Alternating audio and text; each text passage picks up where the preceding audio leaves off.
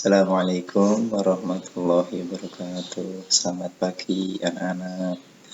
Nah, di sini Pak Sidik mau mengajak untuk mengulang kembali pelajaran 2, yaitu mengenal nama-nama Allah dan kitab-kitabnya. Silakan yang punya buku paket dibuka halaman 13. Pak Sidik di sini hanya akan membahas secara singkat mengenai bab 2 ini. Nah, yang pertama, Allah memiliki 99 Asmaul Husna. Asmaul Husna sendiri, asma artinya nama, husna indah. Berarti Asmaul Husna artinya nama-nama yang indah. Jumlahnya ada berapa? Ada 99. Nah, di kelas 5 ini nanti yang akan dibahas cuma 4, yaitu Al-Mumit, Al-Hayyu, Al-Qayyum, dan Al-Ahad. Loh, kenapa tuh kita harus membahas Asmaul Husna? Nah, seperti yang telah anak-anak ringkas, bahwa Asmaul Husna adalah salah satu cara kita untuk mengenal Allah Subhanahu wa Ta'ala. Tidak mungkin kita akan mengenal seseorang tanpa kita mengetahui namanya. Tidak mungkin kita mengetahui suatu hewan atau tumbuhan tanpa mengetahui nama jenisnya. Begitu juga dengan Allah, Tuhan Sang Pencipta. Kalau kita ingin mengenal Allah, maka kita harus mempelajari Asmaul Husna. Nah, di sini 4 Asmaul Husna yang akan kita bahas di kelas 5 ini. Nah, apa saja? Yang pertama, Al-Hayyu, Al-Mumit, Al-Qayyum, dan Al-Ahad. Lanjut saja untuk langsung yang ke pertama, yaitu Al-Mumit. Al-Mumit itu artinya apa? Al-Mumit itu artinya yang maha mematikan. Nah, di sini bisa ada anak-anak lihat, yaitu artinya yang maha mematikan. Allah telah berfirman dalam Al-Quran, setiap kullu nafsing dha'iqatul maut, setiap yang bernyawa pasti mati. Allah sendiri bagaimana? Allah sendiri hidup abadi, Allah sendiri tidak mati. Nah, anak-anak harus tahu itu. Terus yang kedua, Asmaul Husnanya Al-Hayyu, yang artinya maha hidup. Artinya apa? Bahwa Allah itu menghidupkan semua makhluk yang dikehendakinya dan mematikan makhluk yang dikehendakinya. Jadi Allah itu berkuasa.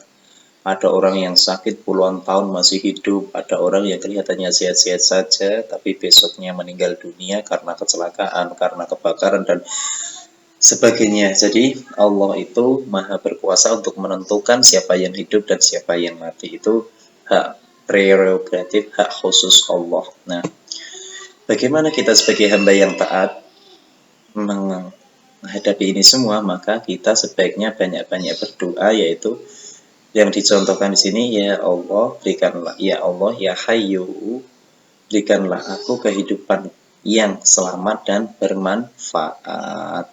Nah, itu salah satu contoh yang doa mengenai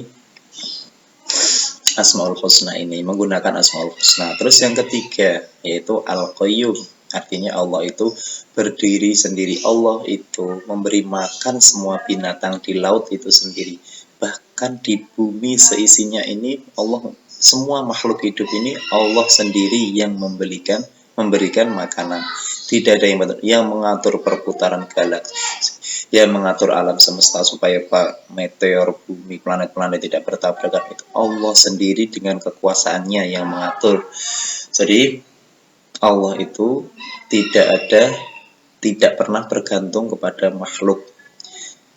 makhluknya.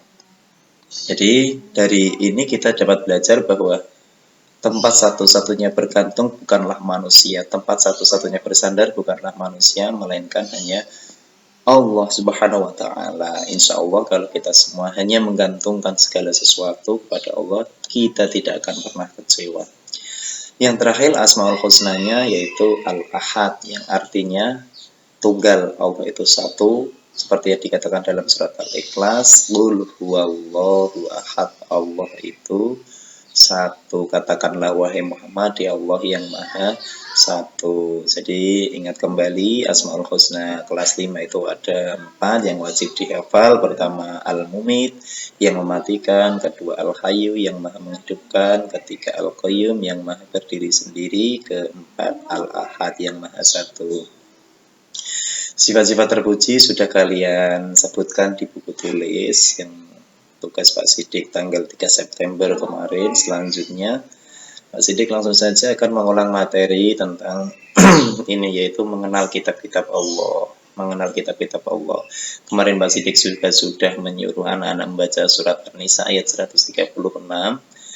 Di sini Pak Sidik akan membacakan secara singkat, yaitu ayatnya saja, artinya bisa anak-anak baca sendiri di halaman 16. Nah, Al-Quran surat An-Nisa ini intinya berbunyi Bismillahirrahmanirrahim, Ya ayyuhalladzina aminu billahi wa rasulihi wal kitabil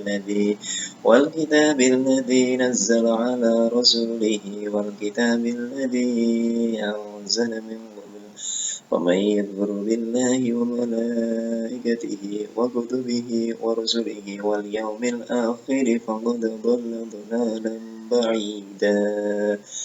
Ya intinya barang siapa yang tidak, artinya singkatnya gini ya, barang siapa yang tidak mempercayai adanya kitab Allah yang diturunkan kepada Rasulnya, yang tidak mempercayai malaikat, yang tidak percaya kepada Rasul-Rasul utusan Allah, maka dia termasuk golongan orang yang tersesat sangat jauh. Ini tersesat sangat jauh. Nah, kemudian setelah kita mengetahui hukum mempercayai kitab-kitab Allah itu adalah wajib, jadi kita percaya adanya kitab-kitab Allah itu wajib, kita harus tahu kitab apa saja yang diturunkan Allah. Nah, kitab apa saja yang diturunkan Allah, berikut nama-namanya. Yang pertama, satu, kitab Taurat.